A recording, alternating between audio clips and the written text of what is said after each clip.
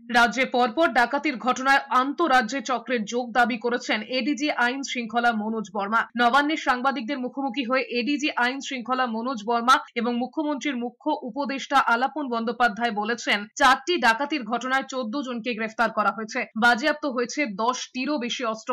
ডাকাতির ঘটনায় অভিযুক্তরা বিহার এবং ঝাড়খণ্ড থেকে ধরা পড়েছে। পুরুলিয়ার রঘুনাথপুরে ডাকাতির ঘটনায় 7 এবং আসানসোল দুর্গাপুরে ডাকাতির ঘটনায় 4 এবং হাওড়ায় একজনকে গ্রেফতার করেছে পুলিশ। গত 2 বছরে ডাকাতির ঘটনায় গ্রেফতার করা হয়েছে 140-এরও বেশি জনকে। এডিজি আইন শৃঙ্খলা মনোজ বর্মা জানিয়েছেন, আন্তঃরাজ্য চক্রটিকে ধরতে রাজ্য পুলিশ বড় সাফল্য পেয়েছে। আগামী দিনে ডাকাতির ঘটনা কমবে বলে দাবি করেছেন তিনি।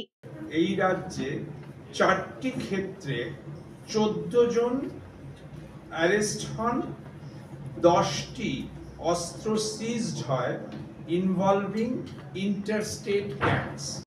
এর সঙ্গে কিছু সাইবার ফ্রডের লোকও আছে, কিন্তু ইন্টারস্টেট গ্যাং যেহেতু বেশিরভাগই ইনভলভ আছে, অ্যান্ড আমরা জানি মানে কিভাবে এটা অর্গানাইজ হচ্ছে, কোথায় থেকে অর্গানাইজ হচ্ছে, তার উপর পুলিশ অনেক কাজ করছে।